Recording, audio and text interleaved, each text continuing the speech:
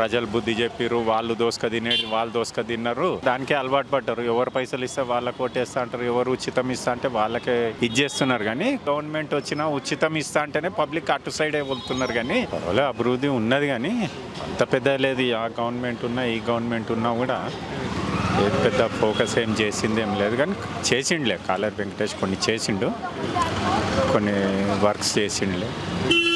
ఇప్పుడంటే కాంగ్రెస్ లేదు కదా కాబట్టి అక్కడ ఏదైనా కాన్స్టిట్యున్సీ టీఆర్ఎస్ వాళ్ళది ఉన్నది కాబట్టి వాళ్ళు చేసారు కొన్ని పనులు. అయితే కాంగ్రెస్ ప్రభుత్వం ఎట్లుంది? దాదాపు 2 సంవత్సరాలు అవుతుంది అధికారంలోకి వచ్చి. బీఆర్ఎస్ ఉన్నప్పుడు ఎట్లుండేది, ఇప్పుడు బీఆర్ఎస్ ఉన్నప్పుడు వాళ్ళు అన్నీ ఫ్రీగా పెట్టేసి పబ్లిక్ని ఇది చేసేసారు.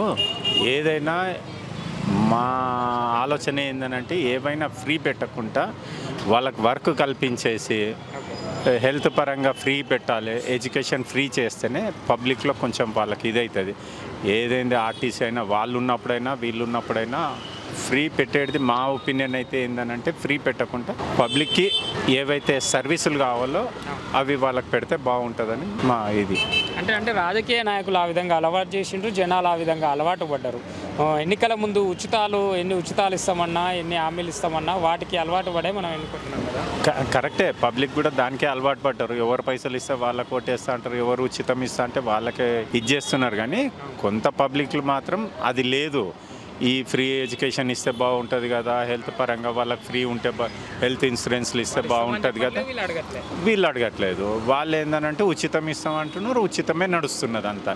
ఏ గవర్నమెంట్ వచ్చినా కదా, ఇప్పుడు ఏ గవర్నమెంట్ వచ్చినా ఉచితం ఇస్తా అంటేనే పబ్లిక్ అటు సైడే వెళ్తున్నారు. కానీ మాకు ఇది కావాలి, ఇది ఇస్తారంటే బాగుంటుంది. అది ఏ గవర్నమెంట్ వచ్చినా కూడా మనకు బాగుంటుంది. అది ఏం చెప్తారు మరి? బీఆర్ఎస్ 2 సార్లు 10 ఏళ్ల పాటు అధికారంలో ఉండే, అప్పుడు ఎట్లా ఉండేది, ఇప్పుడు కాంగ్రెస్ పార్టీ అధికారంలోకి వచ్చిన తర్వాత ఎట్లా, ఏమైనా ఈ పరిపాలన విషయంలో ఏమైనా తేడా కనిపిస్తుందా?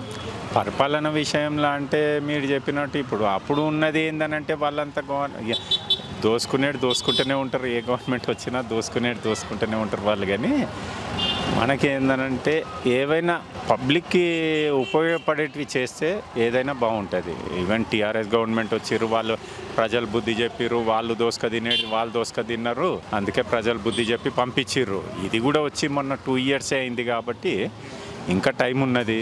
వీళ్ళు ఇంకేం డెవలప్మెంట్, వాళ్ళు చెప్పిన హామీలలో 1, 2, 3 ఏమో చేసిండ్రు. బస్సు అని, ఇంకా ఏవో ఫ్రీ బస్ అని అవి ఇవి చేసిర్రు. ఇంకా పెన్షన్ ఇవ్వలేదు వాళ్ళు, నిరుద్యోగ భృతి ఇవ్వలేదు, కొన్ని ఇవ్వలేదు.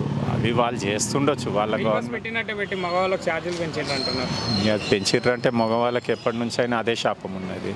ఏదైనా వాళ్ళకు లేడీస్కి ఓకే, లేడీస్కి ఇచ్చిర్రు ఓకే, మాకు అదే ఆ ఫ్రీ ఇచ్చింది మా దాంట్లోనే కలిపి తీసుకుంటున్నారు. ఛార్జెస్ పెంచిర్రు జెంట్స్కి అదే భారం కదా, అందులోనే ఫ్రీ వెళ్ళిపోతున్నది. అది అట్లా కాకుండా జెంట్స్కి కూడా ఏదన్నా కన్సెషన్ ఇచ్చి చేస్తే బాగుంటుంది. అట్లా మొన్ననే జూబ్లీహిల్స్ నియోజకవర్గం ఎలక్షన్ జరిగింది, నవీన్ యాదవ్ గారు గెలిచిండ్రు. ఎట్లా అనిపిస్తుంది మరి? బాగానే అనిపించింది అండి. నవీన్ యాదవ్ యూత్కి ఇచ్చిండు సీఎం రేవంత్ రెడ్డి గారు. ఇచ్చిన దానికి ఆ ఎమ్మెల్యే గారు కూడా వాళ్ళు సోషల్ వర్క్ బాగానే చేస్తారని తెలిసింది. ఇంకా చేయాలని కోరుకుంటున్నాం మనం. వాళ్ళకి కంగ్రాచులేషన్స్, నవీన్ యాదవ్ గారికి కంగ్రాచులేషన్స్.